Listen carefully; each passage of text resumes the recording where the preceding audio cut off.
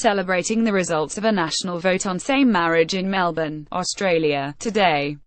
More than 61% supported legalization, though the decision is still up to Parliament. David CroslingEu European Press Photo Agency want to get this briefing by email. Here's the sign-up. Good morning. Here's what you need to know. Senate revises tax plan. In their effort to rewrite the U.S. tax code, Republican senators announced changes to their proposals on Tuesday to address two problems: math and politics. The alterations would repeal the Affordable Care Act's so-called insurance mandate, which would save hundreds of billions of dollars over a decade. Our healthcare correspondent explains the reason for the mandate, one of the most unpopular parts of Obamacare. The Senate bill's tax cuts for individuals would expire at the end of 2025, a provision that could secure the votes of the most conservative senators.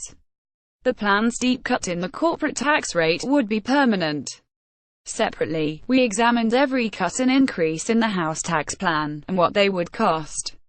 A vote on that proposal is expected on Thursday. Times talk today. Senators Bob Corker, Republican of Tennessee, and Mark Warner, Democrat of Virginia, will talk with the Times about the withering of bipartisanship. You can ask questions live beginning at 6:30 p.m.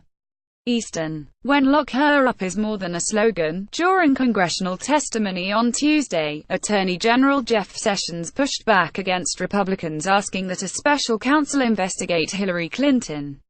Our chief White House correspondent points out that a new investigation of Mrs. Clinton would shatter post-Watergate norms intended to prevent presidents from using law enforcement agencies against political rivals. Mr.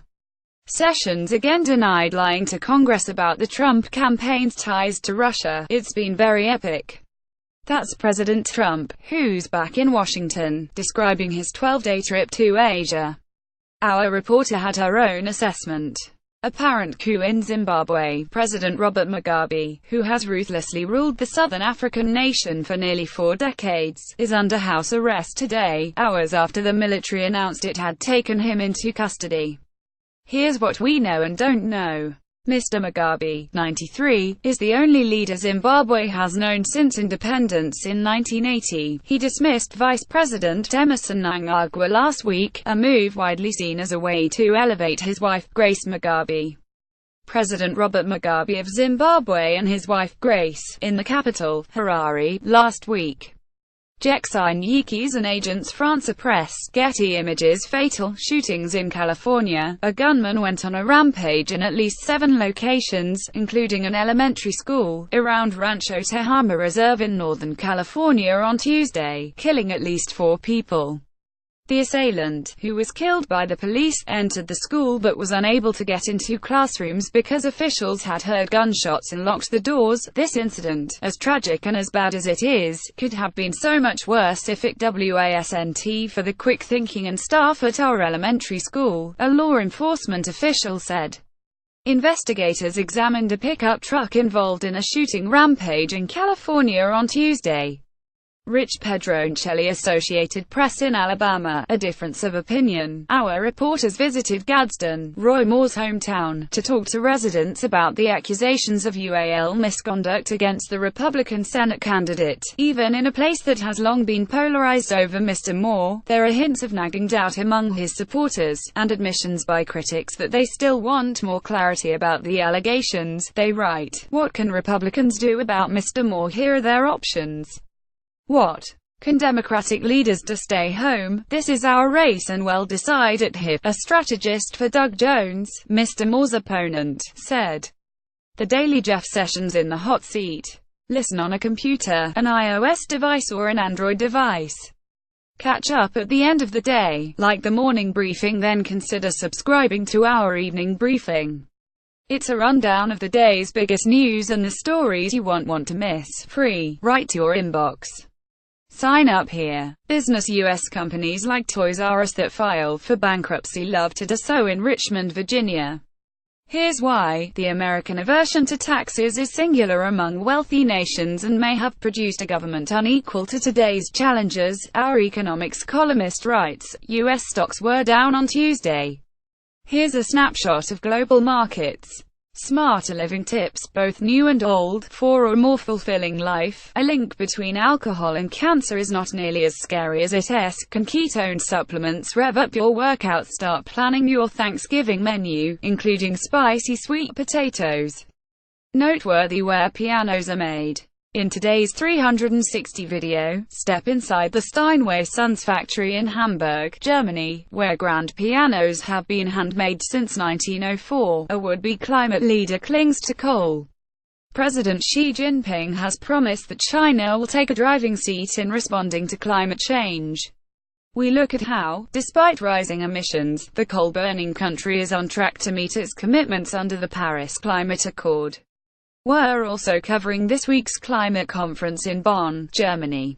Sign up for our climate email newsletter, which brings you the latest news from a warming planet every week. Welcome to Walmart.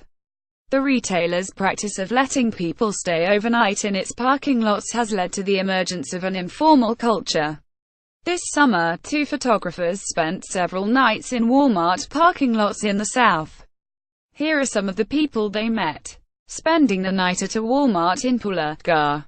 Watch out for wind-blown shopping carts. George Etheridge for the New York Times Best of Late-Night TV. Stephen Colbert was outraged by reports that Roy Moore had been known to spend time in his 30s at Alabama shopping malls, chatting with teenagers. Quotation of the day: "You're accusing me of lying about that. I would say that's not fair." Colleagues: Jeff Sessions, testifying before the House Judiciary Committee on Russian contact during the 2016 campaign.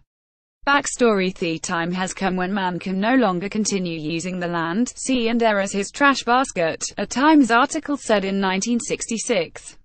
He must find ways to cycle his wastes, both solid and liquid, back into the economy. It was one of our first front-page articles to address the urgent need to deal with household waste recycling efforts in Oregon about 50 years ago. A third of U.S. household trash still ends up in landfills. Mark J. Goebel. Getty Images. The report was based on a National Academy of Sciences study sent to Lyndon Johnson's White House. It came as more cheap plastic goods were entering the daily lives of Americans, and leaving as garbage. We've come a long way. Today is the 20th America Recycles Day, a non-profit initiative. Last year, 1.9 million Americans participated, organizers said, and 63 million pounds of recyclables were collected. But there's much work to be done. A third of U.S. household waste still ends up in landfills. Sweden could show the way. In 1975, its recycling rate was about on a par with America's today, and it stood at 51% last year. Only 0.7% of Sweden's waste ended up in landfills, and the country even imports waste to use as a source of energy. Here are 10 tips to improve your recycling. Patrick Bowler contributed reporting, _______. Your morning briefing is published weekdays at 6 a.m. Eastern and updated all morning. Browse past briefings here. If photographs appear out of order, please download the updated New York Times app from iTunes or Google Play. What would you like to see here? Contact us at briefing@nighttimes.com. You can get the briefing delivered to your inbox Sunday through Friday. We have 4 global editions, timed for the Americas, Europe, Asia and Australia, and an evening briefing on weeknights. Check out our range of free newsletters here. Follow Chris Stanford on Twitter at Stanford.